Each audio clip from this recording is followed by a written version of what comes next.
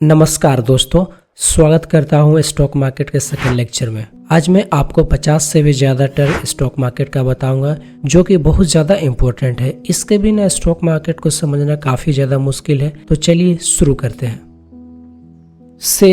Share का मतलब होता है हिस्सा। कंपनी के एक यूनिट को ही शेयर कहते हैं। जब किसी कंपनी में इन्वेस्ट करते हैं वो आपको शेयर के रूप में ही मिलता है और उस शेयर की एक पर्टिकुलर प्राइस होती है। मान लीजिए किसी कंपनी का प्राइस 100 रुपीज़ है, तो उस कंपनी में आपने 1000 रुपये इन्वेस्ट किया है, तो आपके पास कितने शेयर हुए? आपके पास टोटल 10 शेयर हुए, यानी कि कंपनी के हिस्सेदारी ही शेयर कहलाता है।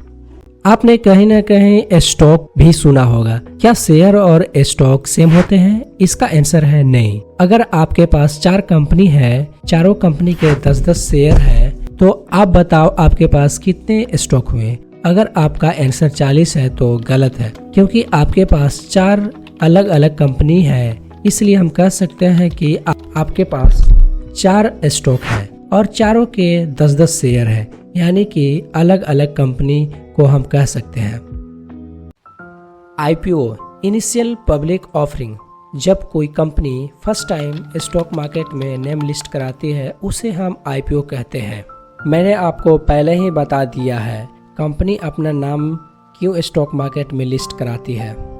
आपको पता है तो बहुत अच्छी बात है, लेकिन अगर आपको पता नहीं है तो इससे यह पता चलता है कि आप अच्छा से अपने पिछले वीडियो नहीं देखा है। इसलिए पहले आप जाकर पिछले वीडियो को देखें। अगर आप किसी IPO को सब्सक्राइब करते हैं तो आप डायरेक्टली कंपनी से शेयर बाय करते हैं, इसलिए उसे हम प्राइमरी मार्केट कहते हैं। और अगर आप उसे बेचने जाएंगे तो कंपनी को तो बेच नहीं सकते हैं। आप जिससे बेचेंगे या आपसे जो खरीदेगा उसे हम सेकेंडरी मार्केट कहते हैं। IPO के बाद जब भी कोई बाय और सेल होता है उसे हम सेकेंडरी मार्केट कहते हैं।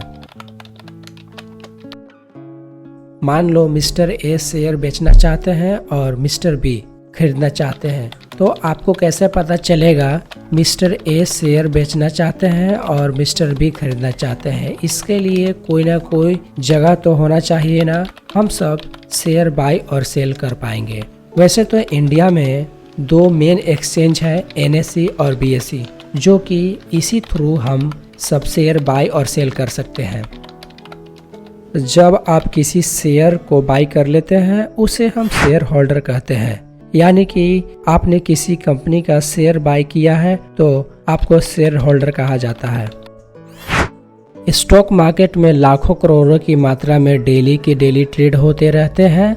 इसे देख रेख के लिए कुछ तो होना चाहिए ना, इसलिए सेबी को बनाया गया है, यानी कि security exchange board of India. इसकी स्थापना 12 अप्रैल 1988 को हुआ था। अगर आपने स्टॉक मार्केट में किसी कंपनी का शेयर बाय किया है और उसके लिए आपने कुछ ना कुछ पे किया होगा, उसे ही करंट प्राइस या शेयर प्राइस कहते हैं। अगर आपने किसी कंपनी का शेयर बाय किया है किसी पर्टिकुलर प्राइस पर और उसका शेयर प्राइस बढ़ जाता है, जैसे आपने 100 पे बाय किया हो और उसका 120 शेयर प्राइस चला गया या फिर उससे ज़्यादा चला गया हो, उसे ही रिटर्न कहते हैं।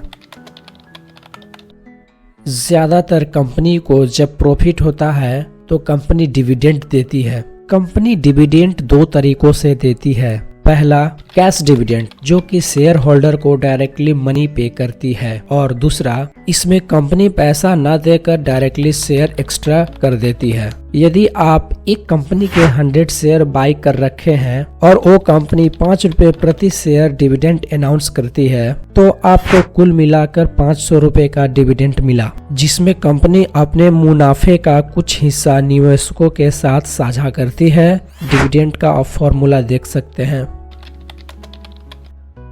ऐसा तो नहीं है स्टॉक मार्केट में आपने किसी एक कंपनी का स्टॉक बाय करोगे।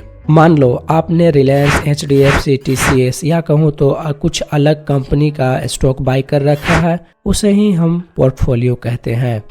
सेल्स यानी कि रेवेन्यू, इसे ही कहा जाता है किसी कंपनी ने 100 रुपीज का सेल किया हो या रेवेन्यू किया हो, उसका प्रॉफिट डायरेक्टली 100 तो नहीं हो सकता है, क्योंकि उसने एक्सपेंस भी तो किया होगा। मान लो उसने एक्सपेंस 75 का किया है और उसका ऑपरेटिंग प्रॉफिट 25 निकल कर आता है। अगर टैक्स इंक्लूड किया जाए तो नेट प्रॉफिट निकलेगा। कई बार नेट प्रॉफिट को ही पैट प्रॉफिट कहा जाता है, प्रॉफिट आफ्टर टैक्स। अगर मैं आपसे कभी नेट प्रॉफिट कहूँ या पैट प्रॉफिट कहूँ, आप समझ जाना दोनों सेम है। मैंने आपको बताया जो कंपनी सामान बेचती है उसे हम सेल्स कहते हैं, और जो कंपनी लगातार हर साल बेचती है और उसका सेल्स बढ़ता है उसे ही सेल्स ग्रोथ कहते हैं। वैसे किसी कंपनी ने पिछली साल 100 करोड़ का प्रॉफिट किया और इस साल 120 करोड़ का प्रॉफिट किया है, इसे ही प्रॉफिट ग्रोथ कहते हैं।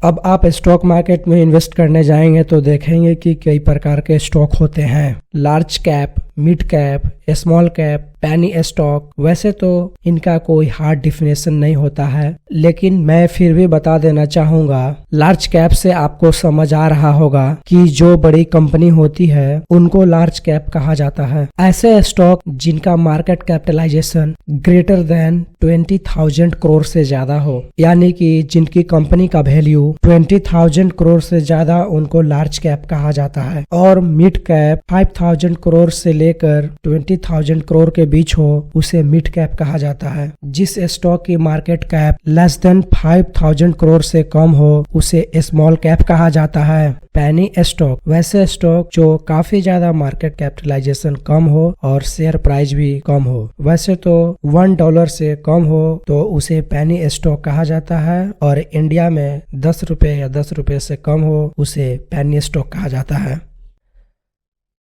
आपको याद होगा मैंने पिछली वीडियो में मार्केट कैपिटलाइजेशन शब्द का यूज किया था। Total number of share into current price से आप गुना करते हैं, जिससे आपको पता चलता है कंपनी कितना बड़ा है। पर मैं आपको क्लियर कर दूं, कंपनी की शेयर प्राइस से कंपनी कितना बड़ा या कितना छोटा पता नहीं किया जा सकता है।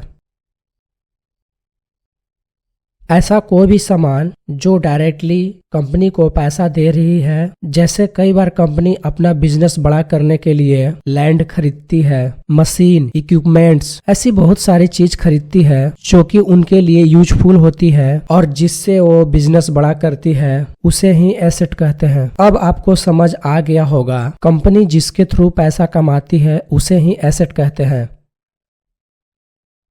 लेकिन कोई कंपनी जब बिजनेस कर रही होती है, उसे बिजनेस करने के लिए कभी कभी लोन लेना पड़ सकता है, और कंपनी भी अपने एम्प्लॉयज को सैलरी देती है और उस पर बहुत सारे टाइप्स का रिस्पॉन्सिबिलिटी होती है। जो भी कंपनी के ऊपर फाइनेंशियल रिस्पॉन्सिबिलिटी होती है उसे ही लायबिलिटी कहते हैं। कुछ समय के लिए ही डेट को ही लायबिलिटी कह सकते हैं।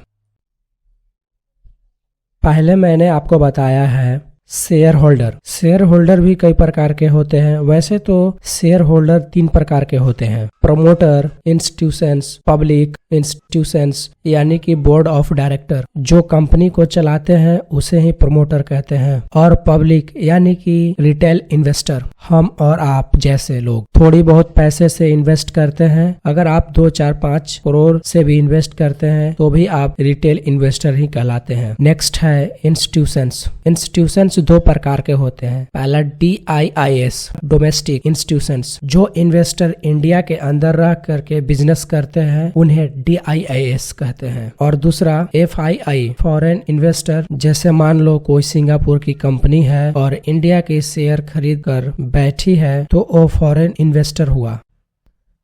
अब देखो कंपनी बिजनेस कर रही है और हम कंपनी में शेयर होल्ड करके बैठे हैं, तो हमें पता होना चाहिए ना कंपनी कैसा काम कर रही है। हमें कौन बताएगा? ये सब हमें कंपनी ही बताएगी, जिसे हर कंपनी को क्वार्टरली और एनुअल रिटर्न पब्लिश करना होता है, जिससे पता चलता है कि कंपनी कितना प्रॉफिट कर रही है या लॉस कर रही है। इंडिया में फाइनेंशियल ईयर 1 अप्रैल से शुरू होता है और 31 मार्च को खत्म होता है। जैसे इस साल 1 अप्रैल को शुरू हुई और अगले साल 31 मार्च को खत्म होगी, जिसमें 1 अप्रैल से 31 मार्च के अंदर 3 बार कंपनी अपना रिपोर्ट पब्लिश करेगी, जिसमें जून, सितंबर और दिसंबर में पब्लिश करेगी, क्योंकि मार्च में पूरे साल का एनुअल रिपोर्ट पब्लिश होता है। जब कंपनी एनुअल रिपोर्ट पब्लिश करती है तो पता चलता है कि इस बार कंपनी ने इन्फ्लेशन के वजह से कैसा बिजनेस किया है। इन्फ्लेशन क्या है? मैंने आपको इन्फ्लेशन पिछले लेक्चर में ही बता दिया है। इसके वजह से कभी कभी शेयर लगातार गिरने लगता है और इसे ही हम डाउन ट्रेंड कहते हैं, और कभी कभी कंपनी अच्छा बिजनेस करता है तो शेयर लगातार बढ़ने लगता है और इसे ही हम अप ट्रेंड कहते हैं। और कभी कभी आपने देखा होगा पूरे मार्केट गिरने लगता है, उसे हम बियर मार्केट कहते हैं, और तेजी से मार्केट ऊपर जाने लगता है, उसे हम बुलिश मार्केट कहते हैं। जब भी कोई कहे बियरिश मार्केट चल रहा है तो आप समझ जाएं कि मार्केट तेजी से गिर रहा है, और बुलिश मार्केट यानी कि मार्केट तेजी से ऊपर जा रहा है। लेकिन आप कैसे पता करेंगे कि बुलिश मार्केट चल रहा है या बियरिश मार्केट चल रहा है? इसको पता करने के लिए इंडिया में टॉप 2 इंडेक्स है, सेंसेक्स और निफ्टी 50। मैंने आपको पहले ही बता रखा है इंडिया में 2 मेन एक्सचेंज है जो कि NSE और BSE है। BSE का इंडेक्स सेंसेक्स है और NSE का इंडेक्स निफ्टी 50 है। आपको निफ्टी 50 से ही पता चल रहा होगा निफ्टी में 50 कंपनी होते हैं और सेंसेक्स में टॉप 30 कंपनी BSE का होता है। अब सवाल उठता है इंडेक्स क्या होता है, यानी कि कलेक्शन ऑफ स्टॉक। सेंसेक्स एक कलेक्शन ऑफ स्टॉक है और निफ्टी 50 भी एक कलेक्शन ऑफ स्टॉक है। अगर सेंसेक्स की सारी कंपनी और निफ्टी 50 की सारी कंपनी जब गिर रही है तो समझ सकते हैं कि पूरे ऑल ओवर मार्केट गिर रहा है। इंडेक्स एक तरीका है जिसके थ्रू हम पता करते हैं कि मार्केट बुल है या बेयरिश है। बहुत सारे स्टॉक को ही मिलाकर हम इंडाइसेस कहते हैं। आपने कभी ना कभी सुना होगा सेक्टर। जैसे मार्केट का हर कंपनी अलग अलग सेक्टर में बटे होते हैं। IT एक सेक्टर है, बैंक एक सेक्टर है, फार्मा भी एक सेक्टर है। ऐसे बहुत सारे सेक्टर हैं। जब हम फार्मा सेक्टर की बात कर रहे हैं वहां पर मेडिसिन के रिलेटेड कंपनी होगी और IT में टेक्नोलॉजी के ऊपर कंपनी होगी। जब ऑटो सेक्टर की बात करते हैं वहां पर गाड़ी बनाने वाली सारी कंपनी होती है। जब भी हम सेक्टर कह रहे हैं यानी कि वह पर्टिकुलर सेक्टर की बात कर रहे हैं। और भी बहुत सारे टर्म हैं जैसे इन्वेस्टिंग। आप लंबे समय के लिए शेयर को बाय करके छोड़ देते हैं, उसे हम इन्वेस्टिंग कहते हैं, और जल्दी हम बेच देते हैं, उसे हम ट्रेडिंग कहते हैं। कई बार आपने 20 वीक्स लो और 20 वीक्स हाई सुना होगा। 20 वीक्स का मतलब होता है 1 साल, यानी कि 1 साल में शेयर की प्राइस कितना लो गया और कितना हाई गया। लमसम का मतलब होता है आप एक साथ सारे पैसे इन्वेस्ट कर देते हैं, और SIP सिस्टमैटिक इन्वेस्टिंग प्लान, इसमें आप थोड़ा थोड़ा करके पैसा इन्वेस्ट कर देते हैं। मतलब किसी कंपनी में आप एक साथ सारा पैसा इन्वेस्ट कर देते हैं, उसे लमसम कहते हैं। और दूसरा जो थोड़ा थोड़ा करके पैसा इन्वेस्ट करते हैं उसे SIP कहते हैं।